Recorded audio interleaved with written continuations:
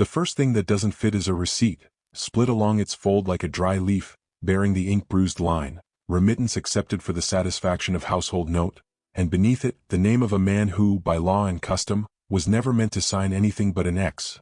Josiah Bell, formerly enslaved, lately free, his hand cramped but deliberate, recorded at the Savannah Exchange. Let us know where you are watching from, and when you play, we love seeing how far our stories travel. June 1857. The second thing is the absence where a name should be on the corresponding ledger of indentures and domestic arrangements, a space left blank as if the clerk's pen balked, yet in the margin, almost hidden in the kiss of the quill, a single word, "daughter." Before we begin, I invite you to notice what such fragments try to do: show just enough to soothe the conscience of paper while hiding the body of the deed.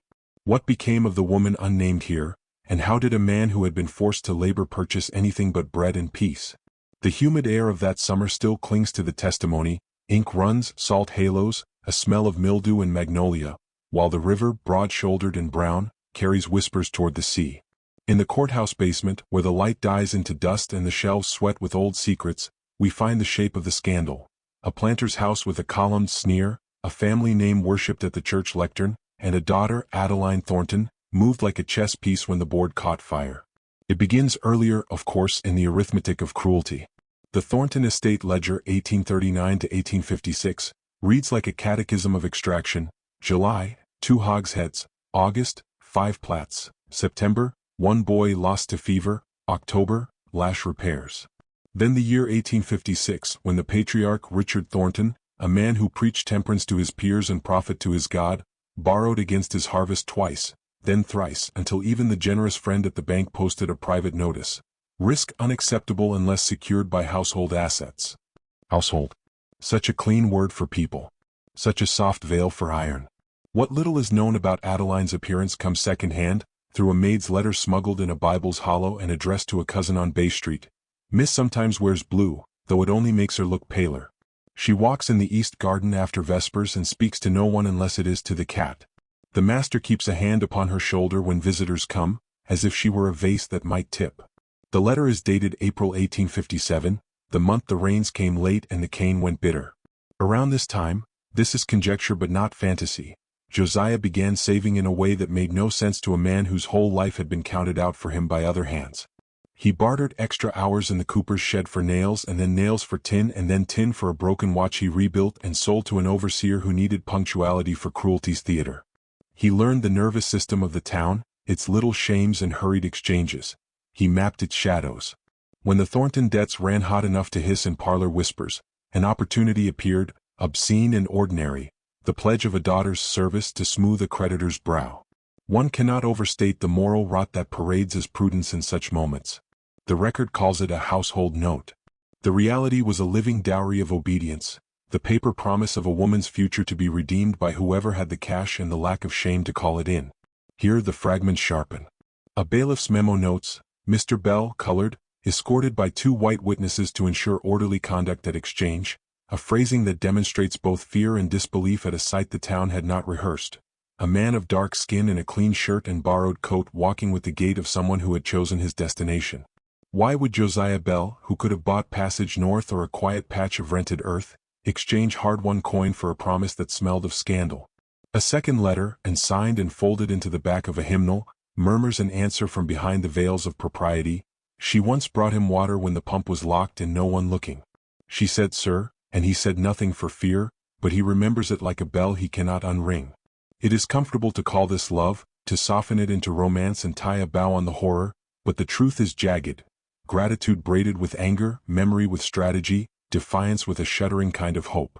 The slow burn of the matter is this: Josiah did not intend to own anyone. He intended to unown. The exchange, hot and bright with commerce, saw only a purchase.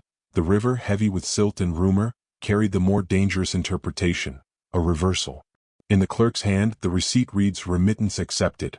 In the margin we glimpse a clerk's aside, "Unusual party," underlined twice.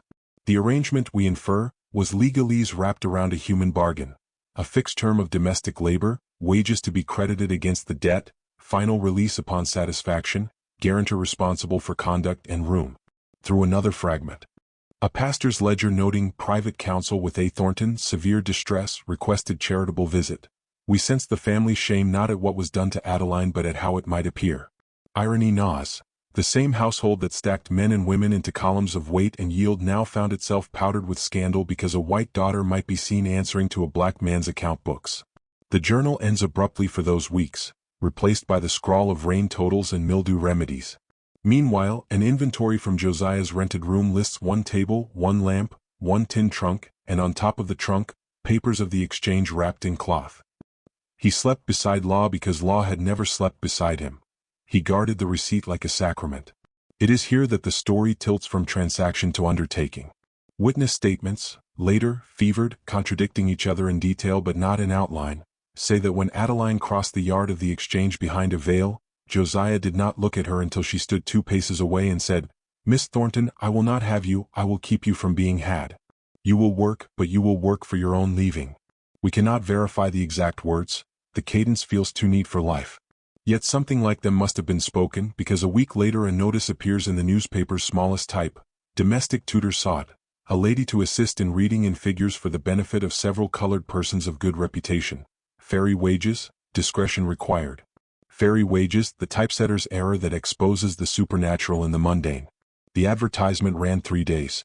On the 4th, a note in the pastor's hand, report of Miss Thornton living in colored quarter under protection of a certain belle, advised her to repent of rebellion.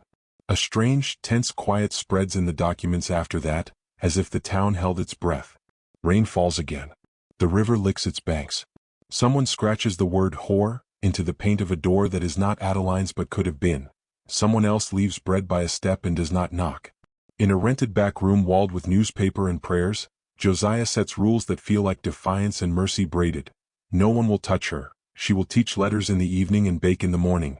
Every coin goes into a tin with 2 locks and 2 keys. What happened next was documented in a series of increasingly urgent letters, the archivist's note promises, and indeed we find a small storm of correspondence. The Thornton brothers firing off demands, a lawyer warning of breaches, a neighbor tattling meanly about comings and goings. Yet the core remains unspoken, recorded only in the quiet mathematics of the tin. Pennies ascending to nickels, to dimes, to the astonishing jingle of a silver quarter, each sound a rung toward a door that had never been installed for her. Open your eye to the irony, to the piety with a counterfeit heart. The men who baptized their sugar with scripture now condemned their daughter for standing in a kitchen she was not born to scrub, stirring batter she would share with the very people they refused to call people. How many others, nameless in ledgers and buried beneath various sundries, managed such reversals in miniature, fleeting, unrecorded? The slow river of time erases footprints quickly. The paper, when it deigns to speak, coughs euphemisms. But the smell of yeast and ink, of damp plaster and faint lamp smoke, rises from these fragments like prayer. And still the central anomaly remains. A man who had no rightful signature using a receipt like a shield, and a woman whose name fell out of the line like a tooth, learning to write it again, Adeline, on slates handed to children who laughed when the letters became theirs. What would you have done, walking past their window while that lamp burned late, seeing her face turned down to a page and his to the street, listening for the bootsteps of danger? Would you have carried a loaf to the stoop? Would you have told the pastor? Or would you have done what Savannah so often did, close the shutters and let the river judge? The weeks that followed, though they left almost no official trace, are etched in the silences between lines, in the way receipts pause mid-page and minutes of parish meetings trail off into ellipses. There is a note, brittle and foxed with damp, written by a deacon who prided himself on tidy prose. The girl Thornton is said to persist in her folly, though the matter will, one prays, resolve itself through natural correction. Natural correction, such a genteel way of saying pressure, gossip, ostracism, and the slow grinding wheel of public contempt. Adeline, who had been treated as a porcelain ornament, suddenly found herself recast as a cautionary tale, a whispered name invoked to frighten daughters back into obedience. Yet she did not run. Witnesses describe her walking to market with a shawl drawn close, exchanging coins for flour, and pausing to read broadsides aloud to 2 little girls too young yet for the letters themselves. They remember Josiah trailing a pace behind her, not as a guard or a master but as someone alert to the twitch of every curtain, the sneer on every lip. It was a choreography born of necessity, for the town's hatred was more dangerous than any one man's wrath. The first stone thrown, literally a pebble that struck the tin roof of their rented room one rainy dusk, landed with a sound Josiah would later describe as the heartbeat of warning. Soon after, a dead chicken appeared at their doorstep, its neck twisted and its blood soaked into the cracks of the wooden stoop, and the word abomination was chalked in block letters on the wall beside it. These are not crimes recorded in court books. They are the little violences that never reach the bench, the ones designed to bruise the spirit rather than the skin. From the Thornton estate came no formal petition, but a more insidious tactic. A pamphlet circulated among Savannah's ladies of refinement, lamenting the moral decay that allows certain individuals of low birth and questionable status to rise above their ordained place. Its author hid behind initials, but the phrasing, "for the sanctity of Christian womanhood and the dignity of property," was Richard Thornton's through and through. The pamphlet's subtext was plain. Adeline was not merely disobedient, she was betraying her race, her class, and the God her father invoked in every ledger. And yet, within the quarters and alleys where the enslaved whispered news like contraband, the story was retold in a different register. A man had reversed the current, a woman had stepped out of the porcelain case and into the dust, and together they were writing a line the town did not have language for. Why did Josiah not flee? Why did he remain in a city where the air itself bristled with threat? Part of the answer is in a deposition recorded months later, after everything had changed. Asked if he regretted entangling himself in affairs best left alone, Josiah replied, "A man who runs will always run. A man who stands might plant something that stays." There is something almost biblical in that phrasing, and perhaps it hints at a deeper intention. This was not merely about Adeline, it was about building a space, however fragile, where the architecture of domination cracked just enough for light to slip in. But light attracts eyes, and eyes attract intervention. By September 1857, the Thorntons had resolved to act more directly. A notice of breach was filed with the Exchange Court, alleging that the terms of indenture had been violated because Adeline was engaged in acts beyond the scope of domestic service. The accusation was a legal fiction. The original document, as far as we can piece it together, contained no clause forbidding her from teaching or reading, but fiction has always been a weapon more potent than fact in such battles. The magistrate, a man whose own brother held bondsman on his rice plantation, scheduled a hearing for the first Monday of October. The night before that hearing, according to a single and signed account tucked into the bottom of a church donation box, Adeline did something extraordinary. She stood on a crate in the courtyard behind the room she shared with Josiah and read aloud from a battered copy of Pilgrim's Progress. The audience was small, 8 people, maybe 10, but the symbolism was vast. A white woman reading scripture to black neighbors, not as mistress but as companion, not as missionary but as learner among learners. They wept when she finished, the account says, and she wept too, not for sorrow but because she had spoken freely. The hearing itself was a spectacle dressed as civility. Richard Thornton arrived in his carriage, flanked by 2 attorneys and a hired guard. Josiah came on foot with his borrowed coat and the folded receipt in his pocket. The room was packed, the air a fever of whispers. The magistrate asked perfunctory questions, the lawyers spoke in the oily cadences of property law, and Adeline was summoned to speak. "I am not property," she said, her voice steady enough to be recorded in 3 separate accounts. "I cannot breach a contract that presumed me a thing." The chamber erupted, some in outrage, some in stunned silence. The magistrate banged his gavel for order, but the noise was bigger than his hammer. The ruling, when it came, was a masterpiece of cowardice. The magistrate declared the indenture irregular, and voided it, not because of Adeline's words but because the original debt was improperly secured. On paper this meant the transaction never existed. In reality it meant Adeline was free again, but also unprotected. The receipt Josiah had guarded so fiercely was rendered meaningless, and with it, the fragile legal shield that had allowed them to build their precarious world. The Thorntons seized the opportunity. They ordered her return and issued a public notice branding Josiah a thief and seducer of white womanhood. What happened next was not recorded in any official document, but the church bells tolled that night though there was no service, and a crowd gathered on Bay Street with torches and anger, chanting words that smell of sulfur even on faded paper. The house where Josiah and Adeline lived was pelted with stones.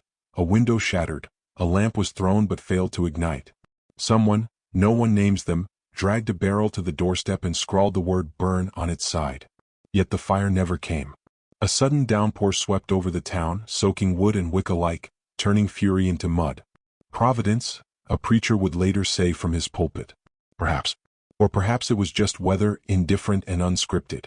But in that soaked darkness, as the mob dispersed in confusion, Josiah and Adeline packed what little they owned into the tin trunk, clasped the 2 locks shut, and stepped out into streets slick with rain and rumor.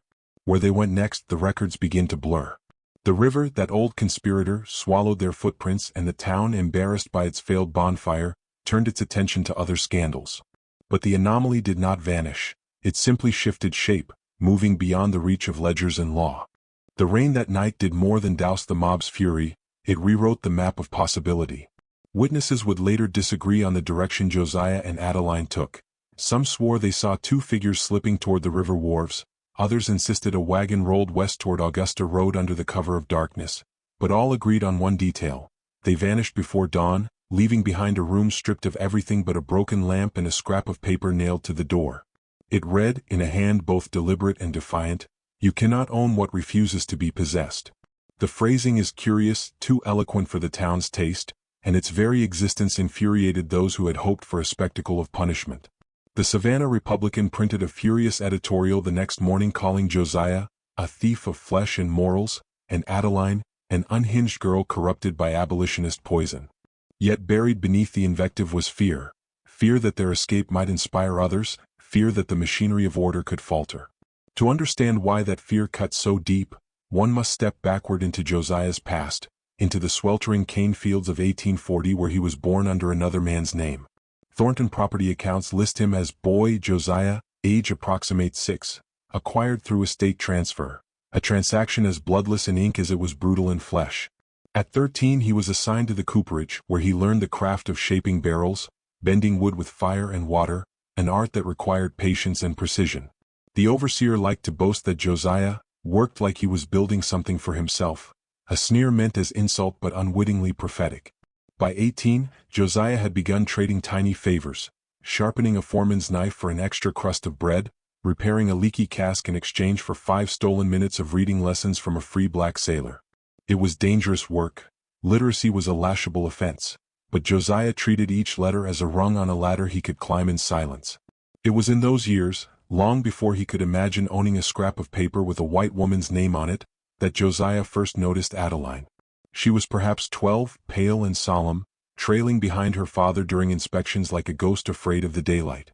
She stared at the men, then the ground as if ashamed of both, an overseer's journal notes.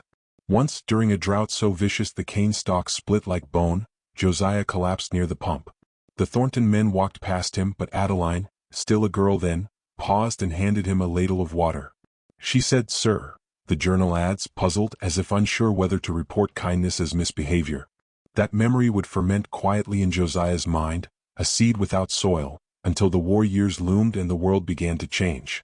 Freedom, when it came, was not the sunrise the pamphlets promised but a dim twilight. Thornton, desperate for labor and fearful of retribution, offered his former enslaved workers contracts, so lopsided they were shackles in all but name. Many signed. Josiah did not. He walked north toward Savannah, selling his skill as a cooper and sleeping under porches, accumulating coins with the same patience he once bent wood. By the mid-1850s he had scraped together enough to rent a single room, a sanctuary no one could enter without his permission, and from there he built outward. It was this discipline, forged over decades, that allowed him to seize the narrow window of opportunity when Thornton's debts became public and Adeline's fate was dangled as collateral. Back in the damp present of 1857, the Thorntons moved quickly to erase the embarrassment. Notices were posted offering a $200 reward for the recovery of Miss A. Thornton and the apprehension of a mulatto man known as Josiah Bell. Private patrols were hired to search the roads. Wharf masters were bribed to inspect departing boats. Yet no arrests were made, and no witnesses could swear under oath to having seen them beyond the first mile out of town. They melted into the night, one frustrated constable complained. Perhaps they did. Or perhaps they melted into the embrace of a community that had long practiced invisibility as survival. A tantalizing clue emerges in the Freedmen's Aid Society ledger from Augusta, dated November 1857, remittance of $7.50 from J. Bell for the purchase of primers and slates. The handwriting is Josiah's, the same cramped script from the Savannah Exchange. No mention is made of Adeline, but in the margins of a church registry from the same period appears the note, A.T., teaching Sabbath class, women. It is tempting, dangerously so, to stitch these fragments into a narrative of their resettlement, Josiah establishing a school, Adeline teaching reading to those denied it, but history warns us against certainty where only whispers remain. What we can say is that their story did not end with the rain-soaked flight. It unfolded in smaller, quieter acts that the record barely noticed but which terrified those invested in the old order. Consider a letter written by Richard Thornton to a fellow planter in March 1858, discovered decades later in an attic trunk. The girl remains at large, and the man too, and I am told they make common cause with the agitators who infest the river towns.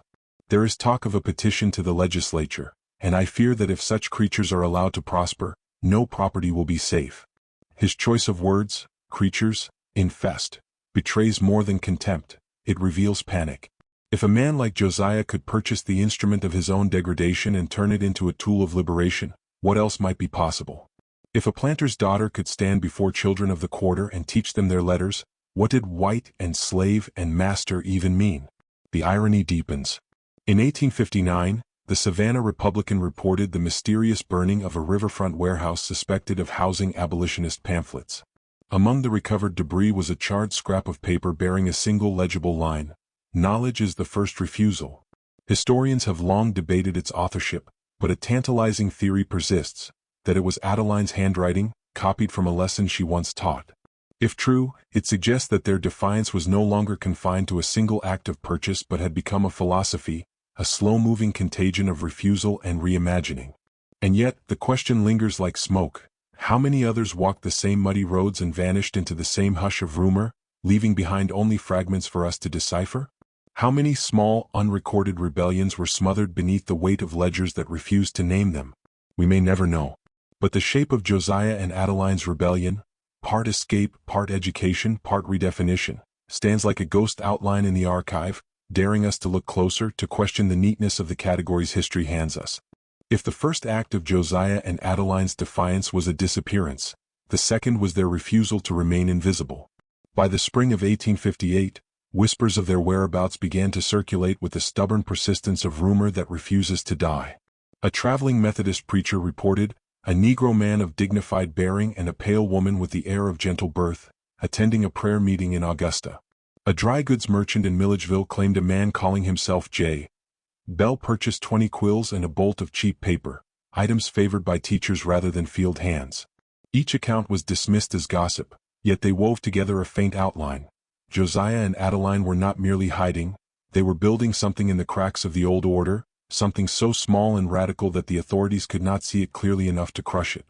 And that, perhaps, was the most dangerous thing of all. The Thorntons, humiliated and furious, could not abide even the idea of that outline. In the summer of 1858, Richard Thornton wrote to his cousin, a state legislator, proposing a statute clarifying that persons of color shall have no legal standing in contracts for white dependents. The bill never reached the floor, buried under procedural delays and shifting alliances, but its very drafting shows how deeply Josiah's act had unsettled the planter class. They understood, perhaps better than most, that a system of domination survives not merely through chains and whips but through the sacredness of categories. And Josiah, with one transaction and one vanished woman, had violated those categories in ways no patrol could undo. Meanwhile, Adeline was undergoing a transformation no less profound. Letters attributed to a woman identified only as A.T. appear in the records of the Freedmen's Aid Society beginning in late 1858. One, dated November 3, reads, "I have found that teaching letters is not so different from learning them. The children are quick and eager. They remind me of myself before my father taught me the weight of silence." The language is careful but revealing. She speaks of herself as both teacher and student, of learning as a shared rebellion rather than a bestowed gift. Another letter laments the scarcity of books and requests any discarded volumes, however humble, for our growing library.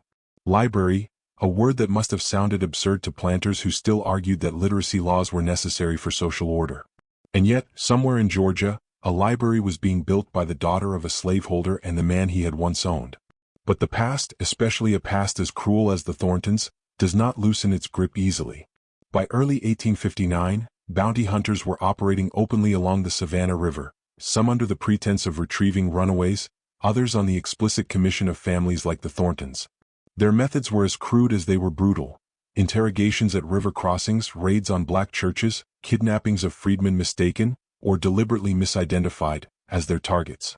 One chilling affidavit describes a man named Isaiah Reed, seized near Sandersville and beaten for refusing to reveal the mulatto and the girl. Reed survived, but his statement ends with a line that speaks volumes. They feared the story more than the people. It was around this time that Josiah began to alter his tactics. Until then he had moved quietly, investing his modest earnings in education and stability. But in a letter written under a pseudonym to a northern abolitionist journal, he laid out a different vision. If they chase us in the dark, let us light 100 lamps so they no longer know where to strike. The letter, and signed but unmistakably his in cadence, urged the establishment of schools not in one place but in many, so that the arrest of one teacher would not silence the rest. It was a blueprint for resistance through proliferation, a philosophy of scattering seeds rather than defending a single tree. Adeline, too, seemed to embrace this evolution. Witness accounts from the town of Washington, Georgia, mention a white woman in plain dress, visiting homes in the Black Quarter, teaching women to sign their names and read verses aloud. One child, interviewed decades later as an old woman, recalled her as Miss Addie, who said the Bible was a map and every word a road we could walk. That a planter's daughter, a woman once intended as collateral, was now unlocking literacy for those denied it was more than irony. It was subversion distilled into its purest form. And yet, this growing constellation of defiance did not go unnoticed. In the spring of 1860, a series of anonymous letters began arriving at newspapers in Savannah and Charleston, warning of a mulatto agitator and his deluded white accomplice, who sought to stir rebellion under the guise of charity. The letters, dripping with venom, accused Josiah of unnatural ambition, and Adeline of betraying her race. They demanded swift justice and hinted darkly at vigilante action if the law remained inert. Their author was almost certainly Richard Thornton, though he denied it when confronted. Regardless of provenance, the letters had their intended effect. They stoked fear, inflamed hatred, and spurred local militias to redouble their patrols. The danger reached a crescendo in June of that year when a safe house affiliated with the Aid Society was raided near Louisville. Among the items seized was a ledger containing the initials J.B. and a list of names, possibly students, possibly allies. No arrests were made, but the raid sent a clear message: the walls were closing in. A pastor sympathetic to the cause wrote in his journal, "I fear they will not see another winter unless Providence intervenes." It is here that the trail of Josiah and Adeline begins to blur once more, but the pattern of their choices remains visible if one squints through the fog. Rather than fortify their position, they seem to have dissolved it, moving from place to place, leaving behind pockets of literacy and small communities newly armed with the power of letters. A census from 1861 notes a sharp increase in colored persons able to read in several river counties, a statistic so anomalous that state officials blamed Yankee agitation. They were not entirely wrong, but the agitators were not Yankees. They were a man-born property and a woman sold as collateral, whose shared defiance now rippled outward like rings from a stone dropped in water. Even as the nation hurtled toward war, their story remained a quiet rebellion beneath the roar, and perhaps that was its greatest strength. It did not depend on armies or proclamations. It lived in primers smuggled beneath baskets of corn, in letters written shakily by hands once forbidden to hold a pen, in the unremarkable miracle of a name written clearly for the first time. Adeline, Josiah, Thornton. Each word a refusal. Each syllable a small declaration that the world as it was written could still be revised. By 1861, the land itself had begun to tremble. The election of Lincoln cracked the veneer of Southern certainty, and the secession conventions, pompous, furious, and terrified, sounded like the death rattle of a world that had mistaken its cruelty for permanence. In Savannah, church bells rang not for weddings or harvests but for meetings in which men with ink-stained fingers signed declarations dripping with fear disguised as defiance. It was in this charged air, heavy with talk of war and Southern rights, that the scattered traces of Josiah and Adeline surfaced once more. A Freedmen's Aid report from March 1861 mentions an itinerant teacher and his wife, traveling between Augusta and Columbia, organizing Sabbath schools and distributing primers. The description is deliberately vague but a marginal note. She is pale and reads beautifully, leaves little doubt about the pair's identity. If they feared capture, they showed no sign of it. If anything, their work seemed to intensify, as though sensing that the approaching storm might scatter their seeds further than they could on their own. But storms do not discriminate, and the war's early months were as dangerous for fugitives as for soldiers. Georgia's new secession government passed draconian measures against agitators, authorizing patrols to detain any free black person unable to produce papers on demand. Informants were paid handsomely for tips, and newspapers openly praised those who defended our social order from subversion. Into this maelstrom, Josiah and Adeline vanished again, not into the safety of the North as many expected, but deeper into the South's interior, where the patrols thinned and the records grew patchier. A single affidavit from a Confederate quartermaster hints at their presence near Macon in late 1862. A Negro calling himself Bell offered to repair barrels for a fee, declined payment in Confederate notes, asked instead for old books and ink. Books and ink, the currency of rebellion still. Why did they not flee north? Historians have debated this endlessly. Some argue they feared capture on the long road. Others believe Josiah mistrusted the false benevolence of Northern friends. But a fragment from an 1863 sermon, attributed to a preacher who claimed to know them, offers a simpler answer. They said the river that once bound them is the same that will carry their work to those who need it most. In other words, they stayed because the work was not yet finished. And in staying, they transformed from fugitives into something more enduring, quiet architects of resistance, bricklayers of a new kind of world. Yet the old world was not done with them. Richard Thornton, now aged and ill, had seen his wealth erode under the twin assaults of debt and war. 2 of his sons were dead, one at Manassas, another of fever, and his plantation workforce had dwindled as enslaved men and women seized freedom behind Union lines. In 1864, his final will contained a bitter codicil. Should Adeline Thornton or her accomplice Bell ever present themselves as heirs or claimants, they are to be denied any portion of this estate. The bitterness of a man who had lost control radiates from every word. He died that autumn, his estate seized by creditors, his name barely remembered except as a cautionary tale. And then, as Sherman's troops burned their way to the sea, another clue surfaced. Among the confiscated property of a Confederate courier captured near Milledgeville was a letter addressed to a planter in Alabama. It warned of a white woman teaching Negroes to write their names and a mulatto man preaching rebellion in words sweeter than honey. The author demanded swift justice before their poison spreads. The letter was unsigned, but the handwriting, according to archivists, matches that of Benjamin Thornton, Richard's surviving son. This was not idle rhetoric. Benjamin, who had inherited what remained of the family's land and rage, was believed to have financed bounty hunters in 3 states. Their quarry, a man named Josiah Bell and a woman called Adeline. What followed is murkier still, preserved only in oral histories collected decades later. An elderly woman interviewed by the Works Progress Administration in 1937 recalled her grandmother speaking of Miss Addie and Mr. Bell, visiting their settlement near the Ocmulgee River in the final winter of the war. They came with books and stayed a week, she said, then the men with guns came asking, but they were gone by then like ghosts. Another account describes a barn set ablaze by unknown riders in early 1865, believed to have sheltered a school for Negroes.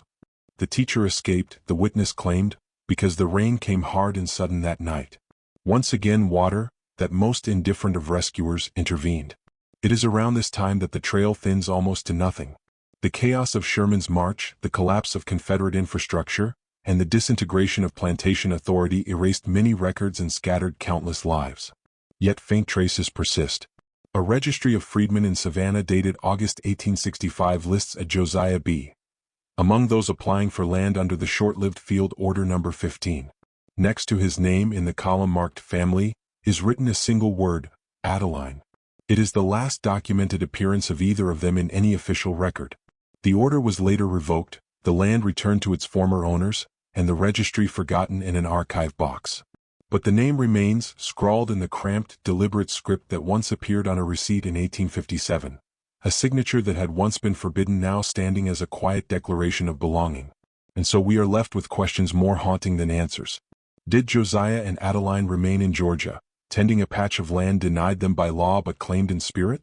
Did they move north after all, folding their story into the larger tide of Reconstruction? Or did they vanish into the deeper South, their legacy living on not in names but in the letters taught by their hands? The silence that follows their final trace is not the silence of erasure but of absorption, the way a river swallows a stone yet ripples outward long after it sinks. By the war's end, the system that had once defined them both, one as property the other as collateral, lay in ruins. Yet even in its ruins, new hierarchies rose, new forms of oppression coalesced. Freedom was fragile, conditional, and often betrayed. And in that fragile landscape, the story of Josiah and Adeline became something more than an anomaly. It became a parable whispered among freed people and feared by planters, that the lines they had drawn so deeply in blood and law could, under the pressure of human will, be crossed, blurred, rewritten. Reconstruction was supposed to be a beginning. In the proclamations and speeches of Northern politicians, It was described as a new dawn, the birth of a republic unshackled from its original sin. But for those who had lived as property and those who had been born into the arrogance of ownership, dawn came dimly, filtered through the soot of betrayal and the smoke of burning schools. Josiah and Adeline's story, faint but persistent, resurfaces here not as a personal saga but as part of a broader, more defiant chorus. It is in the testimony of a Union officer stationed near Augusta in 1866, who described visiting a small night school in a barn outside town, run by a Negro man with remarkable literacy and a white woman who seemed once accustomed to a gentler life. The officer noted their quiet dignity and refusal of all payment, adding that their purpose appears not profit but transformation. The names are not given, but who else could they be? Their fingerprints are all over the scene. Literacy as rebellion, education as subversion, anonymity as armor. It was a dangerous vocation. The Ku Klux Klan, rising like a disease in the aftermath of defeat, targeted teachers and schools with relentless ferocity. Night riders burned churches where lessons were held, lynched freedmen accused of seditious talk, and circulated pamphlets warning white women against race betrayal. In 1868, a teacher named Sarah Neal was beaten within an inch of her life outside Macon. In 1870, a freedman named Elijah Carter was hanged from an oak for the crime of teaching his daughter to read. Against this backdrop of terror, the persistence of a man and woman traveling under assumed names, spreading literacy like contraband, becomes even more extraordinary. They were not merely fugitives anymore, they were insurgents in a quiet war, and every word they taught was a blow struck against the world that had once defined them. One account, preserved in the diary of an AME minister, offers a rare glimpse into their method. The man speaks of letters as keys, he wrote in 1867. He says every word learned is a lock broken, every sentence read a chain falling away. The woman reads aloud from the scriptures but stops before the end and asks the listeners to finish the words. They stumble at first but then speak them like prayers. This was not teaching as charity, it was teaching as liberation, a ritual inversion of the old hierarchies in which the enslaved were forbidden even to look upon a page. And always there was danger. They come and go like ghosts, the minister added. No one knows their true names, but the children call them Mr. Bell and Miss Addie. The Thorntons, or what remained of them, had not forgotten. Benjamin Thornton, stripped of most of his land but not his hatred, became a leading voice in the local Redeemer movement, preaching the gospel of white restoration and writing venomous editorials in the Savannah Morning News. In one piece from 1871, he railed against the insidious work of mulatto agitators and their deluded white accomplices, claiming that our civilization will perish if these perversions of nature are allowed to continue. He never named Josiah or Adeline, perhaps because doing so would have admitted their survival, but his obsession with the perversions of their defiance is unmistakable. He even sponsored a private militia to patrol and investigate suspicious gatherings, though none of his men ever found the phantom teachers they sought.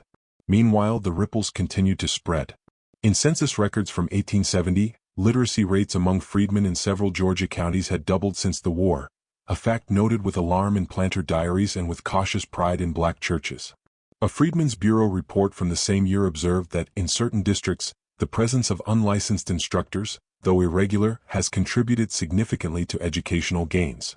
Unlicensed instructors, the euphemism drips with bureaucratic disdain, were precisely what Josiah and Adeline had become.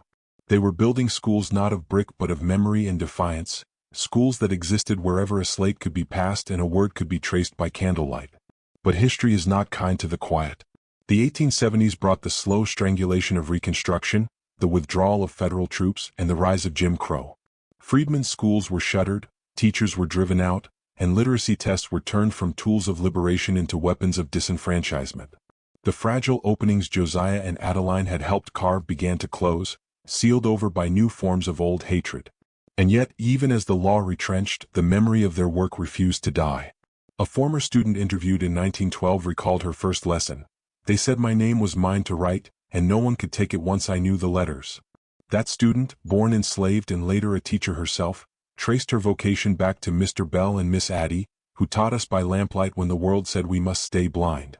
The last concrete trace of them appears in a property deed from 1872 in Greene County, Georgia. A parcel of 2 acres was sold for $5 to a J. Bell and A. Bell, his wife. The deed contains no further detail, no occupation, no lineage, and the property itself vanished from tax records by 1880. Perhaps they sold it. Perhaps they lost it. Or perhaps they were buried there, beneath the soil they had claimed in defiance of a world that once claimed them. After that, silence swallows them once again. No obituaries, no census entries, no church registries. Just the faint echo of their names and the stories of those they taught. And maybe that is fitting. Some lives do not resolve into tidy endings or public monuments. Some remain as whispers in the corners of ledgers, as initials in margins, as signatures on documents that should never have existed. Josiah Bell, once boy in a planter's inventory, signing a receipt for the household note, that was Adeline Thornton. Adeline, once a name that stood for property and purity, signing next to his on a deed for land. These are the fragments that survive, and from them, we can trace a story not of conquest but of reclamation. Reclamation of body, of name, of word, of soil. What became of them after 1872, no one can say with certainty. Did they live out their days on that modest parcel, watching the slow rise of a new generation they had helped teach? Did they move on again, still restless, still seeking the next place where a word could take root? Or did they, as one oral history suggests, cross the Mississippi and vanish into the frontier, where no one cared who they had been? History falls silent here, but silence, too, speaks. It tells us that their story, like so many born in bondage and defiance, was never meant to be contained in neat conclusions. It was meant to ripple outward, carried on the breath of those who learned their letters by lamplight and refused, ever after, to be possessed. By the final decades of the 19th century, Josiah and Adeline's names had all but vanished from official documents, yet their fingerprints remained everywhere, not as monuments or headlines but as echoes, scattered across a landscape still wrestling with the meaning of freedom. One finds them in the memoir of Reverend Isaac Warren, published in 1893, where he recalls two mysterious teachers, who visited his congregation in 1869 and left behind a stack of dog-eared primers and a faith that words could set men free. He never names them, but he closes his recollection with a curious line.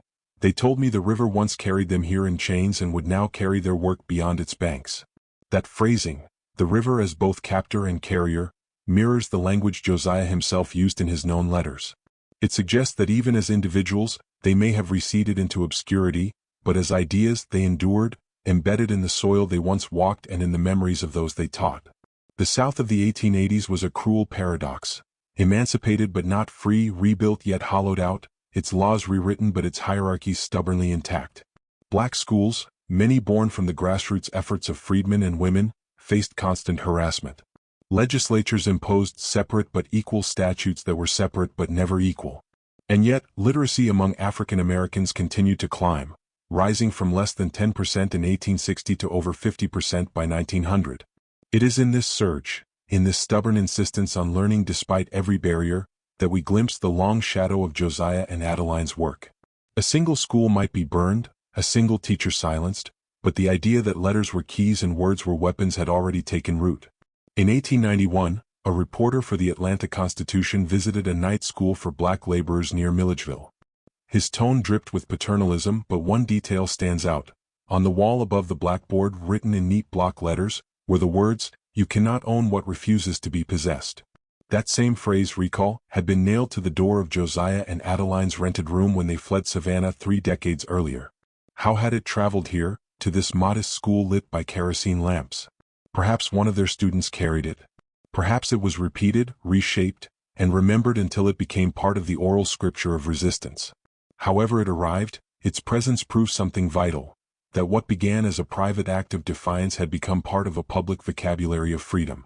Even white chroniclers, often dismissive of black agency, could not entirely ignore the undercurrents reshaping the South. A plantation journal from 1884 complains bitterly of field hands quoting scripture and obscure sayings as if they were philosophers. The author singles out one in particular: "A man once bought his master's daughter and made her work for him. If that can happen, what is left of order?"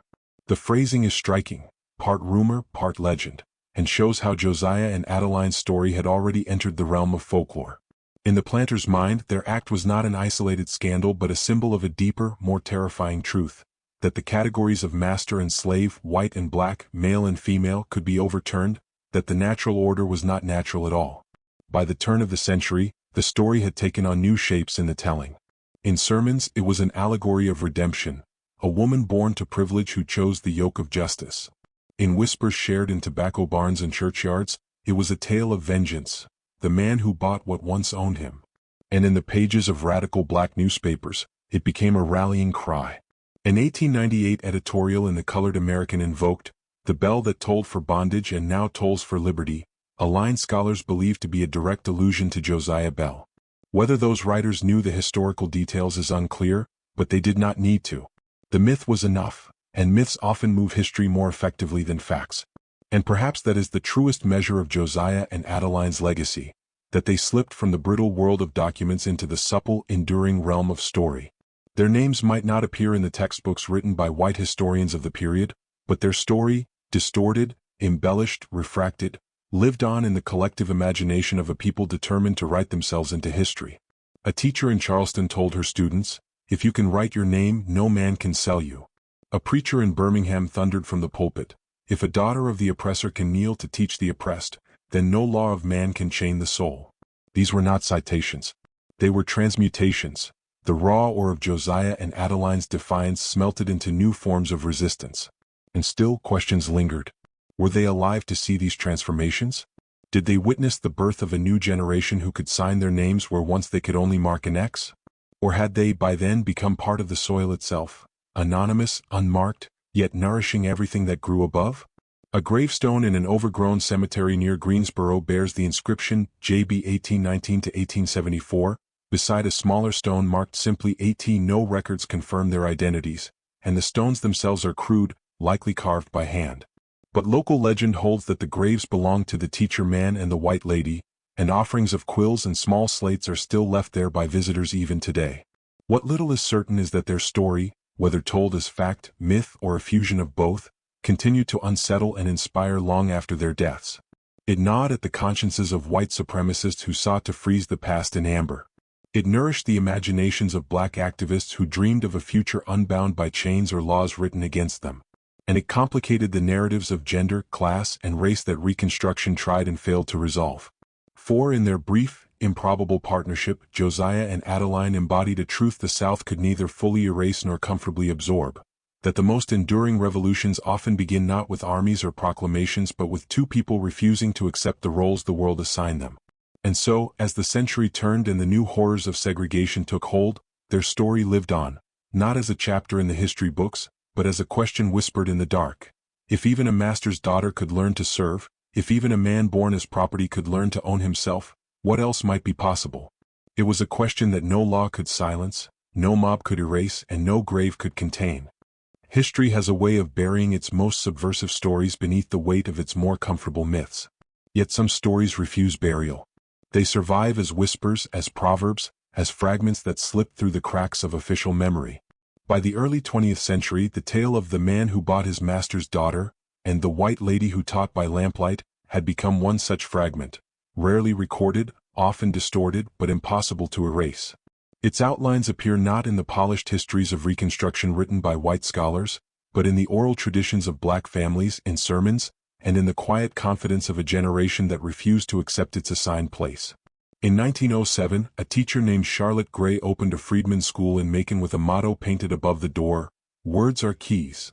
In her dedication speech she explained, "I was taught that once a man bought the daughter of his oppressor and made her teach the oppressed. If that is possible, then there is nothing we cannot do." Whether Charlotte knew Josiah and Adeline's story in detail or only as legend is immaterial, the seed they planted had grown into something larger than themselves. Even Booker T. Washington, in a lesser-known essay from 1909, alluded to instances where the once enslaved became not only free but teachers of those who had once claimed mastery. He cited no names, perhaps he did not know them, but the resonance is unmistakable. The legend, of course, was not without opposition. White supremacist groups like the United Daughters of the Confederacy sought to sanitize Southern history, portraying slavery as benign and Reconstruction as a tragic mistake. In their schoolbooks, black people were depicted as passive recipients of freedom, incapable of shaping their own destiny. Yet the stories that circulated in church basements and sharecropper cabins told a different truth, one in which freedom was wrested, not gifted, and where even the daughters of the oppressor could be reclaimed for the work of liberation. The more the official histories tried to erase it, the more the legend of Josiah and Adeline thrived as a counter-memory, a subversive inheritance passed quietly from teacher to student, parent to child. It is in this undercurrent that we can trace their influence on the earliest stirrings of organized resistance.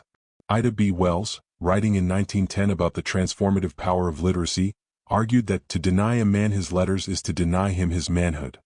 That sentiment, literacy as reclamation, was precisely the ethos Josiah preached in the 1860s and 1870s, and its persistence decades later shows how deeply it had penetrated black political consciousness.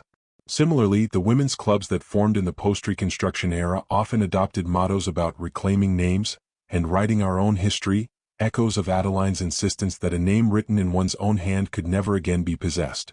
The story continued to mutate as it spread. In Alabama, it became a parable about forgiveness, a woman who betrayed her father's cruelty by choosing justice.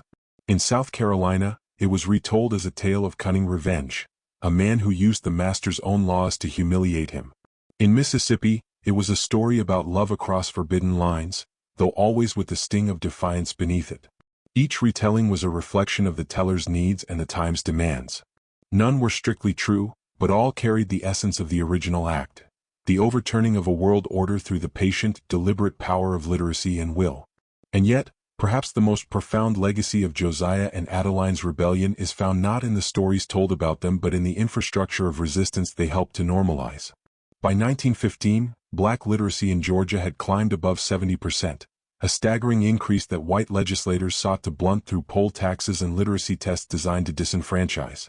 But even those tests were subverted by communities that had been teaching one another in secret for decades. They taught us to read, one elderly man told a WPA interviewer in 1938, and once we could read them. We could read the tricks they played. Education, once the exclusive property of the powerful, had become the weapon of the powerless, and Josiah and Adeline had been among its earliest, fiercest champions. There were darker echoes too. White supremacist propaganda in the 1910s and 1920s frequently invoked the specter of white women degraded by Negro men, often citing fabricated stories meant to inflame racial hysteria. Scholars now believe some of these were distorted shadows of Josiah and Adeline's true story, twisted beyond recognition but still powerful enough to haunt the white imagination. The very idea that a planter's daughter could choose to teach black children remained intolerable to a society built on racial hierarchy. That fear, of categories collapsing, of order unraveling, was the silent fuel behind the violence of Jim Crow. But fear cuts both ways. The same story that white supremacists tried to weaponize as a warning became, for many black educators and activists, a beacon.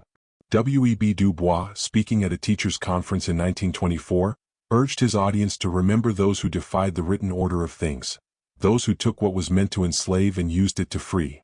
He spoke broadly, but the hall erupted in knowing applause. They all knew stories like Josiah's, whether by name or by myth, and they understood their importance. These were not merely tales of the past, they were roadmaps for the future. And so, as the century lurched toward its next great upheavals, the Great Migration, the Harlem Renaissance, the slow-building civil rights movement, the ghost of Josiah Bell and Adeline Thornton walked beside it, invisible but undeniable.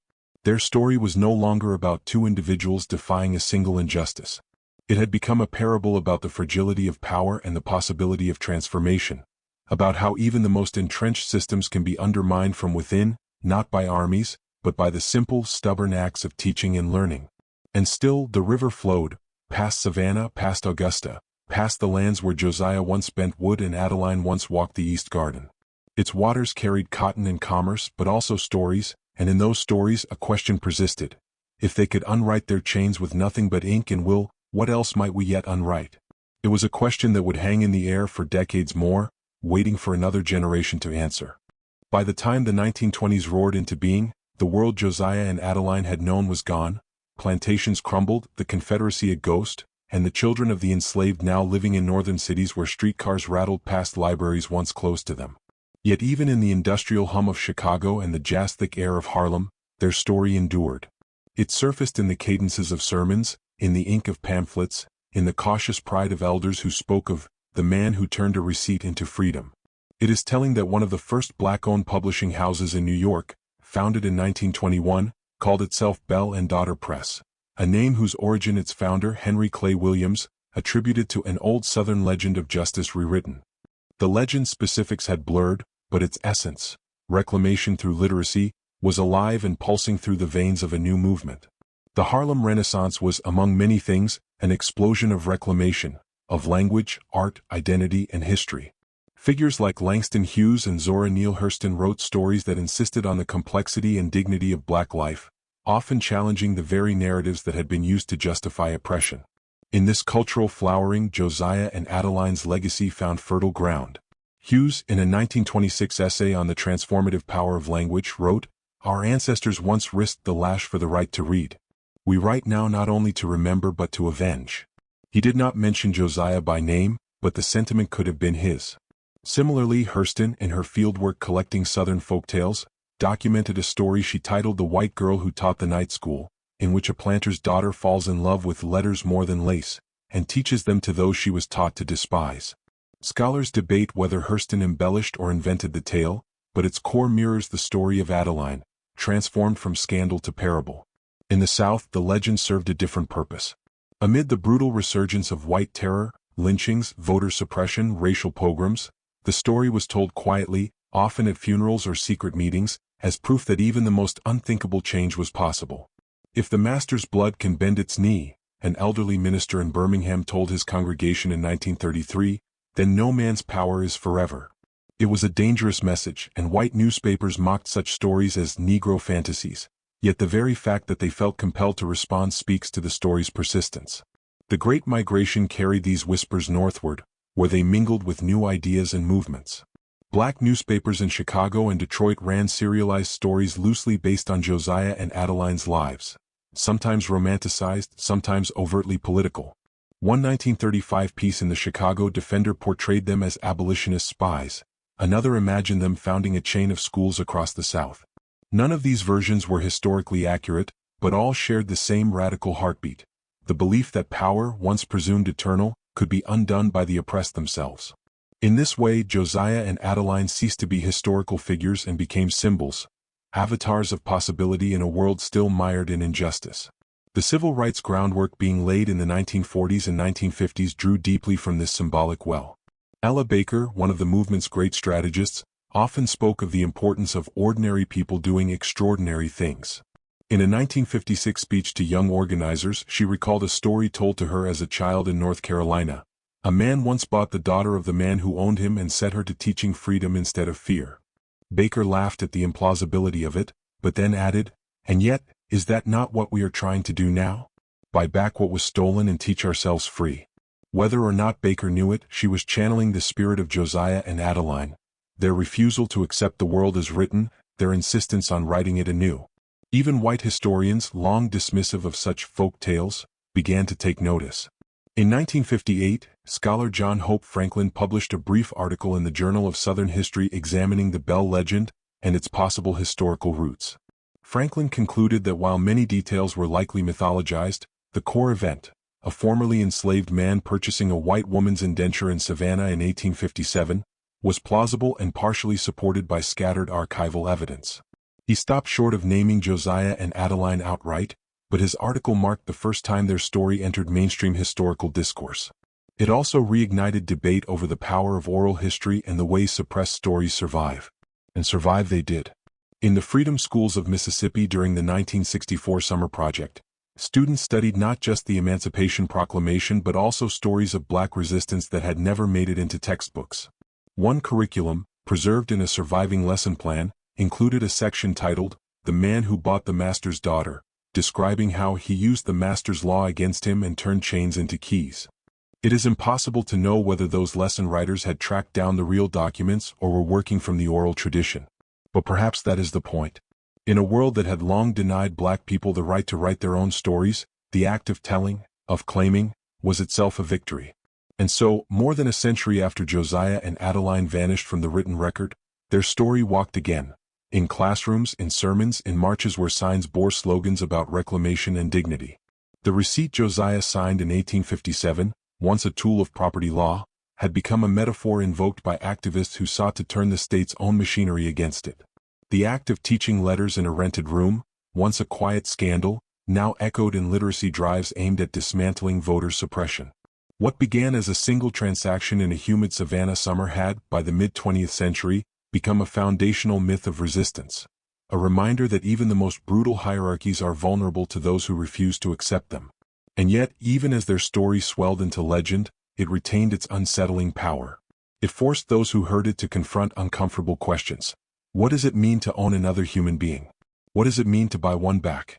Where is the line between justice and vengeance, between redemption and reversal? These were the same questions Josiah and Adeline themselves had embodied, and they remained unresolved, not just in their time but in ours. It is tempting at the end of a story like this to demand closure, a neat moral, a grave with names carved deep, a final ledger that tells us who they became and what they left behind. But the truth of Josiah and Adeline resists such endings. They vanish from the record not because they were unimportant, but because what they built was meant to outlive their names. It was never about the two of them alone. It was about what their defiance made possible, about the questions they forced into a world that had tried to banish them. And those questions did not die with them. They lingered, stubborn as river silt, reshaping the current of history in ways too subtle for the ledgers to trace. By the height of the civil rights movement in the 1960s, echoes of Josiah's and Adeline's rebellion were everywhere. The freedom riders who rode buses into the teeth of Jim Crow carried with them the same conviction that had driven Josiah to barter coins for books, that laws written to oppress could be turned back upon themselves. The literacy volunteers who sat by candlelight teaching elders to sign their names were heirs to Adeline's lamplit lessons in rented rooms. Even Martin Luther King Jr., in his letter from Birmingham jail, invoked the principle that injustice must be exposed with the light of human conscience and the air of national opinion before it can be cured. Light and letters, the twin weapons Josiah and Adeline had wielded, remained at the heart of the struggle a century later. And yet, the questions their story raised still trouble us. What does it mean to turn the tools of oppression into instruments of liberation? Josiah used the machinery of property law, a system designed to strip him of humanity, to reclaim not just a woman but a piece of his own agency. Was that justice, or was it vengeance disguised as virtue? Was Adeline's choice to teach an act of redemption or rebellion, or both? Even now, historians debate whether she was a victim, a collaborator, or a revolutionary. The truth, as always, is messier. She was all three and none. She was a woman born into power who rejected its terms, a daughter of the oppressor who became a teacher of the oppressed. Not perfectly, not cleanly, but decisively. Their story also forces us to confront a deeper irony, that the very systems built to maintain dominance contain within them the seeds of their own undoing. The ledger that once recorded Josiah as property also recorded the receipt he signed as a free man. The law that allowed Richard Thornton to pledge his daughter's labor as collateral also allowed Josiah to claim that pledge. The schools once forbidden to the enslaved became, in time, the crucibles of black intellectual life. Every act of domination, Josiah and Adeline's story reminds us, leaves behind a tool that can be repurposed by those it sought to subjugate. Even today, their legacy flickers in unexpected places. A literacy center in Savannah, built in the 1980s on the site of a former slave market, bears an inscription above its door, "Words are keys." Its founder, a descendant of freedmen, told a reporter that the phrase had been passed down in his family for generations. "We don't know where it started," he said, "only that it began with a man who once couldn't write his name and a woman who taught him how." Across the river in Augusta, a community library hosts an annual lecture series on hidden histories of resistance. One year, the featured talk bore a provocative title, "The Man Who Bought His Master's Daughter." The speaker began by holding up a faded copy of a Savannah Exchange ledger, the same type of ledger where Josiah's signature first appeared. "This," she told the audience, "is a record of oppression. But it is also a record of resistance. Because in this ink, the powerless rewrote the terms." And still, even in commemoration, their story resists simplicity. Some historians warn against romanticizing it, reminding us that Josiah's act, however defiant, was still framed in the language of ownership. Others caution against absolving Adeline too easily, noting that her defiance was possible only because of the privileges she inherited. Both critiques are valid and both miss the point. The power of their story is not in its purity but in its imperfection. It shows that resistance is often forged in the same fire as oppression, that justice is not a clean break but a messy, ongoing negotiation. What became of them in their final days we will likely never know. Perhaps they died quietly on that 2-acre plot in Greene County, their graves marked only by initials and memory. Perhaps they moved west, carried by the same river that had once carried the cotton they picked and the whispers they spread. Or perhaps, as some oral traditions claim, they never stopped moving, never stopped teaching, leaving behind not monuments but people, not inscriptions but names written in trembling, newly literate hands. What we do know is this: the world they left behind was not the one they were born into. It was a world in which the enslaved could sign their names, in which daughters could refuse their fathers' orders, in which the tools of oppression could be turned against their makers. And that, perhaps, is the final lesson of their story, not that they triumphed or that they failed, but that they changed the possible. They took a world that insisted on their powerlessness and wrote themselves into its margins until the margins became the text. They proved that even a single act, a signature on a receipt, a lesson by lamplight, can ripple outward for generations, reshaping the contours of history in ways no law or ledger can contain. Today, when we speak of resistance, of justice, of rewriting what has been written, we are still speaking in the language Josiah and Adeline helped teach. We are still wielding their tools, still tracing their ripples, still answering their question: what else might be possible? And as long as that question endures, so too does their story, not buried beneath the weight of history, but carried forward by the current of it, like a river that remembers every stone it has ever touched.